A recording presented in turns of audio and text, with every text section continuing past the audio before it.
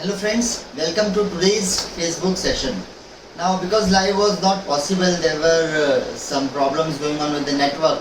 So I thought of, I wanted to share so many things with you. I never wanted you to miss something that is so worthwhile that you will enjoy if I share it with you. So I am here with this live video on Facebook, and I hope you join me at 1 o'clock with this video also. So first my introduction, that I am Ashish Nagar. I am an NLP and life coach as well as a physical therapist by profession, and I wanted to share some things with you that are so important. And so the title of this particular video is that the automatic me, or I am automatic. Now what do you mean when you say I am automatic? See, when I say I am automatic, that means that there are certain things in our life which we love to be automatic, which goes on by itself. And now I want to understand those things.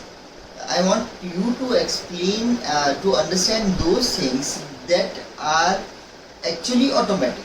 Yes, but they are somewhere creating a problem in our life which we do not realize. So let's have a talk about this particular issue. Now I would love if you could please post some likes or some smileys or some comments on this video, so that I know that you are with me, right? And if there are any questions that you get while listening this video, see, our mind has a tendency of yes, yes, no, no in whatever we listen, right? Whatever you are listening from me or from any other person, your mind continuously filters that information depending on your thoughts, your beliefs, your thought pattern, your values. You continuously process the information. So you process it in the sense you filter the information continuously, and on some points your mind will say yes, this is very true, Ashish is saying yes. On some other points your mind will say no, I don't agree with this can be the other way also. So this particular flow of yes, yes, no, no might give you some questions, right? So if you have any questions or you need any clarification on any of the point that I am discussing, please leave it in the comments below, right? So I'll be thankful if you could do that for me, right? And if you love this video, you can share it with your friends also. I'll try to give you some information that is really worth it, which you should know. Now this all stimulated with one event of Sushant's suicide, and why it came, because that made me also realize, and lot of people to realize, that how subtly the depression is traveling in the society. कितनी बारीकाई से, कितने मतलब सहज level पे anxiety और depression अभी society में फैला हुआ है कि उसे कोई बोलता नहीं है। सी, जब मैं किसी को पूछता हूँ कि क्या आपको किसी तरह की एंजाइटी है, आपको किसी तरह की चिंता है, आपको किसी तरह का तनाव है, नहीं, कोई तनाव नहीं है, नहीं, कोई चिंता नहीं है, तो आप अपने अंदरूनी टॉक को शेयर नहीं करना चाहते हैं, इसीलिए आप इन चीज़ों को कभी किसी के साथ शेयर नहीं करते। मेल्स जो होते हैं, खास करके एक मेल, अपनी एक मेल्स की टेंडेंसी होती है, there is a typical nature in males, because of their male hormones, because of their male nature, that is an inherited thing, that they don't discuss their problems with anybody because it hurts their ego. Even I am in your group, I was rather, but now I have got better. Probably I have got a little bit better after knowing that this is just a tendency. तो mails जो है वो normally अपनी बातों को किसी से share नहीं करते, राइट? वो ये सोचते हैं कि हम हमारी चीज़ों को खुद सॉल्व कर लेंगे, और उसमें उनका ईगो आ जाता है अगर वो इस चीज़ को किसी से डिस्कस करने की कोशिश करें। अब नॉर्मली क्या होता है कि नॉर्मली जब दोस्तों के बीच में बैठे होते हैं, या हम घर के बाहर होते हैं, या हम जब ऐसी किसी जगह पे होते हैं जहाँ पे हमारे फ्रेंड्स हैं और एक कैजुअल बात चल रही है, तब तो हम अपना पॉइंट डिस्कस कर लेते हैं। लेकिन यदि हम किसी प्रॉब्लम में फंसे हुए हैं, हमारा दिमाग कंटिन्यूसली उसको सॉल्व करने में लगा हुआ है, और उस समय यदि कोई हेल्प हमें नहीं मिलती है, तो हम उस चीज़ को किसी से शेयर नहीं करते, और ये भी अंदर अंदर हमारे अंदर भरता जाता है। समझ रहे हो आप? और फीमेल्स जो है वो अपनी चीज़ें शेयर करती हैं, लेकिन फीमेल्स को जब अपने काउंटर पार्ट से, मतलब अपने बॉयफ्रेंड से या अपने हस्बैंड से या अपने मतलब जो भी उनका मेल काउंटर पार्ट है, यदि वो उससे कुछ शेयर नहीं कर सकती हैं तो फीमेल्स के अंदर भी वही फीलिंग आती है जो मेल्स के अंदर शेयर करने से आती है। वापस से मैं कहता हूँ कि मेल्स नॉर्मली शेयर नहीं करते हैं और फीमेल्स नॉर्मली शेयरिंग से ही अपने दिमाग को क्लियर करती हैं। उनको कोई सजेशन नहीं चाहिए होता, लेकिन वो शेयर करके हल्की हो जाती है। They become lighter when they share their this brainstorming. They don't need suggestions, they don't need advice, they don't need anything, they just want somebody to sit and listen. There can be exceptions, इसमें भी exceptions हो सकते हैं, ऐसा नहीं है कि यही पैटर्न होता है। बट बेसिकली क्या होता है कि ये जो चीज़ें हैं, ये जो हमारी हैबिचुअल पैटर्न जो हमारे अंदर है, अब ये जो भी मैं इंफॉर्मेशन दे रहा हूँ ये बिल्कुल वेल डॉक्यूमेंटेड है। हज़ारों मिलियंस कॉपी बिकी हुई बुक जो जॉन ग्रे की बुक है, men are from Mars women are from Venus, उसमें ये चीज़ नोटेड है कि ये हमारे बेसिक बिहेवियर पैटर्न है। अगर आप किसी फीमेल को चुप कर दोगे, नॉर्मल फीमेल्स का नेचर होता है, there can be exceptions, but normal females का नेचर होता है कि जब वो डिस्कस कर लेती है ना किसी के साथ तो वो हल्की हो जाती है, उनका माइंड प्रोसेस खुद ही क्लीन हो जाता है। और मेल्स नॉर्मली अगर उनको आप आइसोलेशन में छोड़ दो तो मेल्स नॉर्मली अपनी प्रॉब्लम का हल निकाल लेते हैं। ये नॉर्मल इंस्टेंसेस होते हैं, there can be exceptions, right. So what I want to say कि जब आप इससे रिवर्स में जाते हो, ठीक है, जैसे अभी अगर हम लोग बात करें और अभी अगर पति पत्नी घर पे बैठे हैं और पति अपना ऑफिस घर पे लेके बैठा है, लेकिन वो अपनी जो उसको प्रॉब्लम्स हो रही हैं वो अपनी वाइफ से डिस्कस नहीं कर सकता और वो सब उसके अंदर भरता जा रहा है। वाइफ अपना घर मैनेज कर रही है और अगर वो जॉब पे है और घर से जॉब कर रही है तो वो भी अपना जॉब मैनेज कर रही है, बच्चों को भी मैनेज कर रही है, खाना भी मैनेज कर रही है।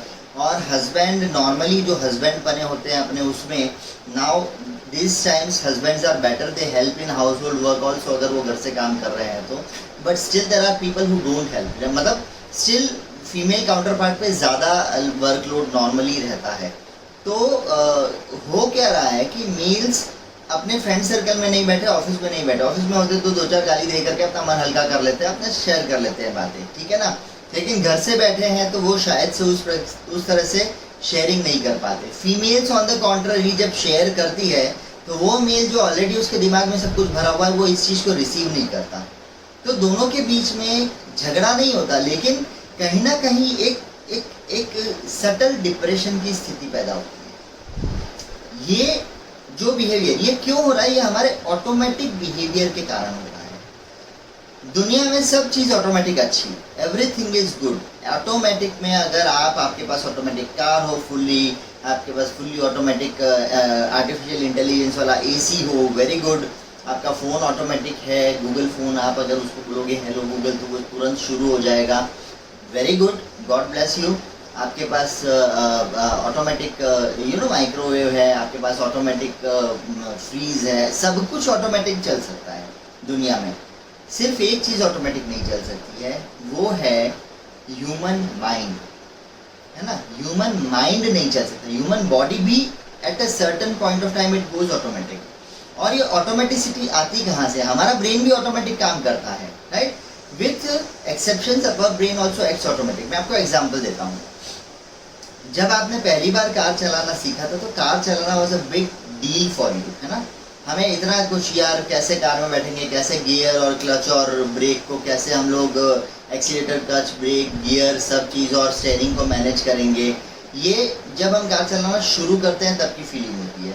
ग्रेजुअली ये होता है कि आप घर से कार लेके निकलते हो और आप पूरा अच्छे से अच्छे भीड़ भड़ाके वाले एरिया में जाकर के भीड़ वाली मार्केट में राउंड मार के आ जाते हो और आप रियलाइज़ नहीं करते कि आप भीड़ वाली जगह से राउंड मार के वापस आ गए हो।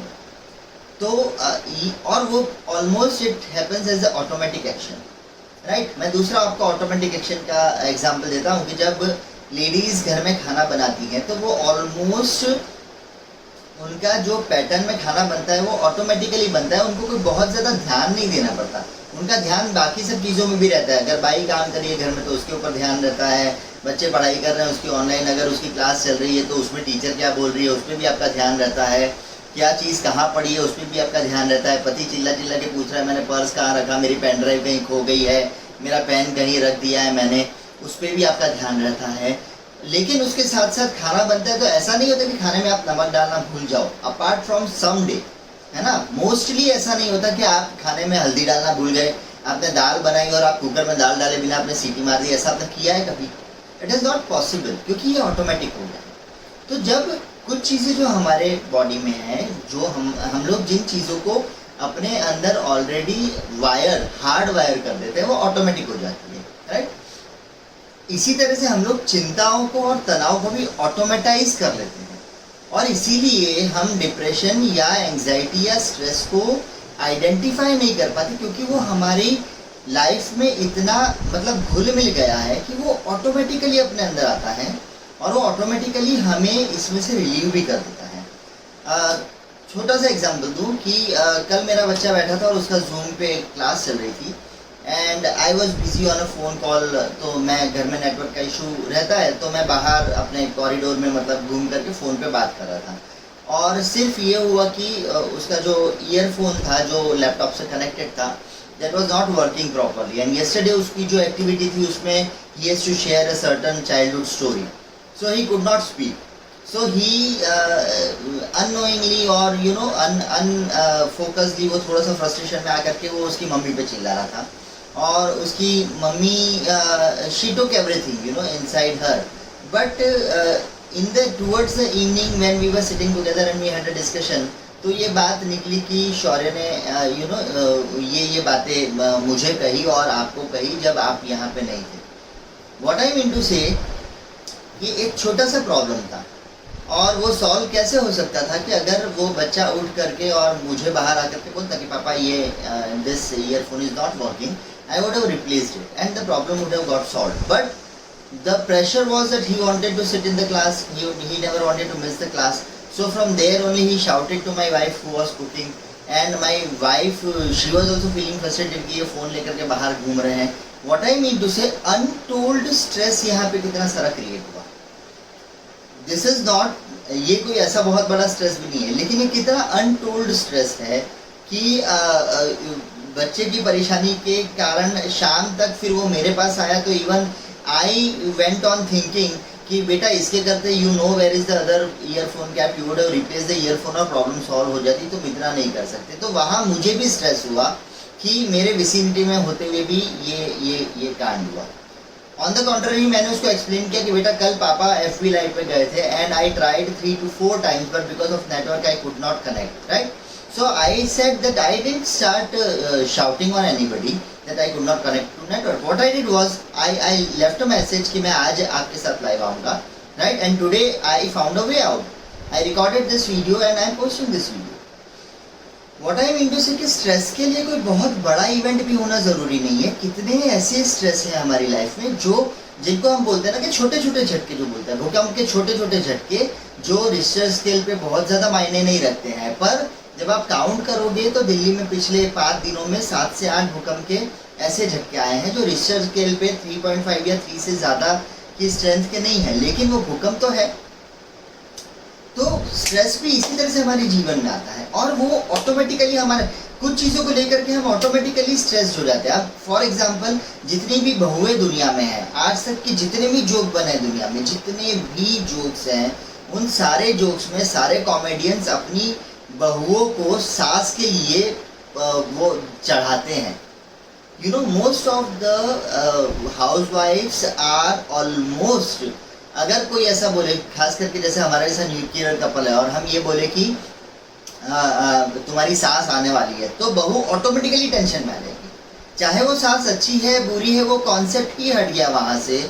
ऑटोमेटिकली एक कॉन्सेप्ट आ जाता है कि भाई यार सासू माँ आएगी तो फिर मुझे ज़्यादा तैयारी करनी पड़ेगी, मुझे ज़्यादा सफाई करनी पड़ेगी, मुझे ज़्यादा घर, मतलब वैसे भी वो डेली वो सब काम करती है, लेकिन एक उनकी प्रेजेंस इनफ से, मात्र से कि भाई वो प्रेजेंस है उनकी, उससे भी आप टेंशन में आ जाते हो। सो हाउ सटल, कितना बारीकी से ये टेंशन हमारे जीवन में घुल मिल गया है कि हम उसे आइडेंटिफाई कब होता है, जब ऐसा कोई इंसिडेंट होता है जैसा सुशांत का हुआ। जैसा मैं कल भी आज सुबह ही सुन रहा था किसी न्यूज़ में कि एक परिवार के 6 लोगों ने एक साथ सुसाइड कर लिया। This is the peak of panic. ये पीक अभी आएगी। जिस तरह से कोरोना ने हमारी जिंदगी को बदला है, जिस तरह से वो मार्केट अफेक्ट कर रहा है, जो लोग स्टेबल हैं मेंटली, फिजिकली, फाइनेंशियली, उसके लिए भी it is a tough time, क्योंकि हर आदमी हर क्वाड्रेंट में स्टेबल नहीं होता, नहीं तो हम सब साधु बन गए होते। कुछ लोग मेंटली स्टेबल हैं, कुछ लोग फाइनेंशियली स्टेबल है, कुछ लोग फिजिकली स्टेबल है। कहीं ना कहीं एक अनसर्टेनिटी और चिंता फ्यूचर को लेकर के सबके मन में है, मार्केट को लेकर के, जो अपनी इकोनॉमी जिस तरह से जाएगी उसको लेकर के, किस तरह से हम फ्यूचर मैनेज करेंगे उसको लेकर के, कहीं ना कहीं बैक ऑफ द माइंड में एक थॉट प्रोसेस चल रहा है, और वो हमारे अंदर ये छोटे छोटे झटकों के जैसे तनाव को क्रिएट कर रहा है। तो इससे गेट रेड कैसे हुआ जाए? सबसे पहला स्टेप होता है सजग हो जाना। You should be aware that any certain thing is creating an anxiety in you. That awareness is very much important. Until and unless we get into that awareness कि ये चीज कहीं ना कहीं, इवन 2 आउट ऑफ 100 है ना, 5 out of 100 भी मेरे अंदर स्ट्रेस क्रिएट कर रहा है। आप समझिए राई का पहाड़ है ये, राई का पहाड़ आपको पता है क्या होता है ना, या बूंद बूंद से समुद्र भरता है, तो ये एक बूंद है, और ये बूंदें जब इकट्ठी हो जाती हैं तो वो अपने आप में फिजिकल प्रॉब्लम्स के जैसे बताने लगती है, वो हमारे बिहेवियर में चेंज करती है, वो मूड स्विंग देने लगती है, वो हमें एग्रेसिव कर देती है, हम लोग गुस्सा करने लगते हैं, हम लोग छोटी छोटी बात पे चिल्लाने लगते हैं, हम लोग हेडेक रहने लगता है, या बॉडी में कहीं पे पेन रहने लगता है, normally neck pain, back pain. जो अभी हम घर में हैं, बिल्कुल सेफ स्टेबल है, इतना ज़्यादा हमारा ट्रैवल नहीं है, इतना ज़्यादा मूवमेंट नहीं है, फिर भी हम फिजिकल पेन के शिकार होने लगते हैं, राइट। मोटापा, खाने की हैबिट्स में चेंजेस आना, कभी ज़्यादा खाना खाना, कभी कम खाना खाना, कभी वेट एकदम बढ़ जाना या वेट एकदम कम हो जाना, एकदम हाइपर पर्सपिटेशन, पसीना आना, बैठे बैठे कुछ काम नहीं है, कुछ नहीं सोच रहे हैं, कुछ ऐसा दिमाग में विचार नहीं चल रहा है, फिर भी बैठे बैठे अनइजीनेस की फीलिंग होना। आप खड़े होकर के चलने लगते हो या घर के बाहर चले जाते हो, यू फील समथिंग अनइजी, है ना।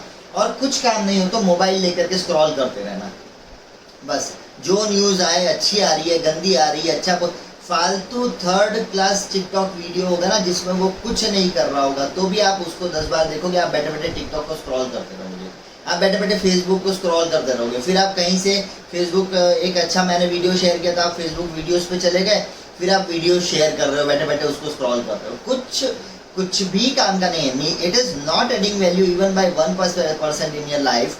आप अपने घंटों उसके पीछे वेस्ट कर रहे हो, सिर्फ इस पर्टिकुलर जो सटल अंदरूनी छुपी हुई एंजाइटी है उसको टैकल करने के लिए। तो मेरे आपसे यही सजेशन है कि आप सजग हो जाइए और अपने आप को क्रिएटिविटी में, अपने जो हॉबीज जो पड़ी हैं उनको डेवलप कीजिए, उनको काम में लाइए, डेवलप कीजिए। ऑनलाइन कोर्सेज का इतना बड़ा प्लेटफॉर्म अभी तो हो गया है, इन पिछले 3 महीनों में there are thousands of platforms giving you free, paid, discounted online courses. आप अपने किसी भी आर्ट को, किसी भी स्किल को डेवलप कर सकते हो, तो उसे डेवलप करो, उसे यूज में लगाओ। ये जो टाइम आप ये समझना ज़रूरी है कि जब भी आपका दिमाग फ्री होता है, ये सारे बिहेवियर्स हमें बाहर से बिजी करते हैं, ये डिफेंस मैकेनिज्म है। यू अंडरस्टैंड डिफेंस मैकेनिज्म, ये हमारे सेंसेस को बिजी कर देता है, लेकिन बैक ऑफ द माइंड, हमारा सबकॉन्शियस माइंड जो है वो ये सारी जो हमारी तनाव या चिंताएं हैं उनको प्रोसेस कर रहा है। और कभी एक पॉइंट ऐसा आता है कि जब ये प्रोसेस वॉल्केनो का स्वरूप लेकर के और ये फटता है, और तब अगर आप अपने आप को स्टेबलाइज नहीं रख सकते, तब हम लोग ये सुसाइडल टेंडेंसीज या सुसाइडल अटेम्प्ट्स या कूद जाना ऊपर से, एक लड़के का 10th में अच्छे मार्क्स नहीं आए तो वो कूद गया, एक लड़के के कॉलेज में 80 आ गई तो उसने डाई मार दी ऊपर से। This is a collective stress, so you have to just get aware, just सजग हो जाइए, और सजग होकर के सिर्फ दिन में बैठ करके जब आपको ऐसा लगे कि आपको आधा घंटा हो गया कि आप मोबाइल स्क्रॉल कर रहे हैं, तो उसके बाद एक ब्रेक लगाइए, बैठ के सोचिए मैं क्यों कर रहा हूँ, इज देयर एनीथिंग फ्रूटफुल कि मैं ये काम अभी कर रहा हूँ। If not, leave it. हजारों खाना बनाने के वीडियोस देखने से खाना नहीं बनेगा, खाना बनेगा आपके चीजें इकट्ठा करके और फिर उस वीडियो को देखने से। समझिएगा इस बात को। कॉमेडी वीडियोस देखना अच्छी बात है, वो आपके सेंसेस को हाइट पे रखता है। कॉमेडी मूवी सीन्स हैं, कॉमेडी नाटक हैं, वो देखने से आपके सेंसेस हाइट पे रहते हैं, आप खुश रहते हो। आप खुश रहते हो, आपकी बॉडी में सेरोटोनिन और मेलेटोनिन का रिलीज होता है। बहुत सारे आपके बॉडी में जो हार्मोन्स है, जो एंटी स्ट्रेस हार्मोन्स है, उनका रिलीज होता है। हैप्पीनेस हार्मोन्स, ऑक्सीटोसिन का भी रिलीज होता है। आपका प्रेम बढ़ता है, आपका हेल्थ का लेवल बढ़ता है। That is good. बट ये नहीं होना चाहिए कि सामने वो वीडियो चल रहा है या सामने वो मूवी चल रही है और आप उसे डिफेंस की तरह, एक पर्दा गिरा हुआ है, बस वो पर्दा ऐसे गिरा हुआ है, सामने काम चल रहा है और हम कहीं और हैं, हम खोए हुए हैं, हम है ही नहीं दुनिया में। ये नहीं होना चाहिए। तो सजगता, become aware about the stress that is coming to you and make a difference whether this is stress or not। बस ये आज की सीख है कि ये जो सटल है ना, ये ट्रिगर्स कैसे क्रिएट करता है। मैं कल आपको बताऊंगा कि कैसे ये स्ट्रेस हमारे अंदर ट्रिगर क्रिएट करके उसको ऑटोमेटिक करता है, राइट। ये आज मैंने बताया कि ऑटोमेटिकली स्ट्रेस कैसे डिपॉजिट हो रहा है अंदर और कैसे वो आपके अंदर how it will show up if it is getting developed into you or if it is getting collected into you. This I tell you today. Tomorrow I'll tell you how this creates triggers and then the trigger mechanism. It is just like the trigger in the gun. You know, there is one thing. एक छोटी सी सुई का लगना और balloon का फटना, बस यही होता है कि ये स्ट्रेस का बलून जो भर रहा है हमारे अंदर, we need just a small trigger to explode it. So that we'll learn tomorrow that how triggers are created, what is the role of triggers और वो कैसे ये स्ट्रेस और ट्रिगर का क्या कनेक्शन है और वो कैसे हमें अफेक्ट कर रहा है। इसके लिए कल भी मेरे साथ जुड़ना ना भूले, सेम टाइम 1 बजे। आइदर अगर लाइव होगा तो मैं आपको लाइव मिल ही जाऊंगा मेरे पेज पर, और नहीं तो फिर हम वीडियो सुन लेंगे, ठीक है। Thank you so much for joining with me. यदि आप आज के मेरे टॉपिक से कोरिलेट कर पाए हैं, 2-3 काम आपको करने हैं। पहला काम, मेरा यूट्यूब चैनल है ना, उस पर मैं और ऐसे वीडियोस अपलोड करता रहता हूँ, विजुअलाइजेशंस भी अपलोड करता रहता हूँ जो आपको हेल्प करेंगे। तो आप उस पर जा सकते हैं और आप you can go through the videos and visualisations. इन चीज़ों की डिटेल भी आपको वहाँ पे मिल सकती है मेरे कुछ वीडियोस में। तो आप वहाँ पे सब्सक्राइब कीजिए, नोटिफिकेशन ऑन कीजिए और मेरे यूट्यूब चैनल पर आ जाइए। सेकेंड, इस फेसबुक पेज को लाइक कीजिए ताकि मैं जो भी कुछ यहाँ पे पोस्ट करूँ वो आप तक इफेक्टिवली पहुँच जाए। और तीसरी चीज़ कि प्लीज़ यदि आपको कोई क्वेश्चन आया है ये सुन करके, तो नीचे कमेंट बॉक्स में क्वेश्चन या आपके विचार पोस्ट कीजिए। I will love to listen to that, right. With this I end in today's lecture. Thank you so much for being with me and thank you so much for listening this. And I wish, मेरी अंदरूनी एक ही इच्छा है कि आप लोग सुखी रहें, खुश रहें, स्ट्रेस फ्री रहें और अपने स्ट्रेस को समझें। और मैं हूँ ही आपके साथ आपको बताने के लिए कि कैसे उससे बाहर निकलना है। तो यदि आप कोई ऐसी प्रॉब्लम फेस कर रहे हैं जो सटली आपको लग रहा है कि आपको परेशान कर रही है, आप किसी के साथ शेयर नहीं कर सकते, जो मेंटल लेवल पे काम कर रहा है, तो प्लीज़ मुझे आप मैसेंजर पे भेज सकते हैं या दिए गए नंबर पे व्हाट्सएप करके मुझसे कनेक्ट हो सकते हैं। Thank you so much again for being with me. This is Ashish Nagar signing off from today's session. Take care. Bye.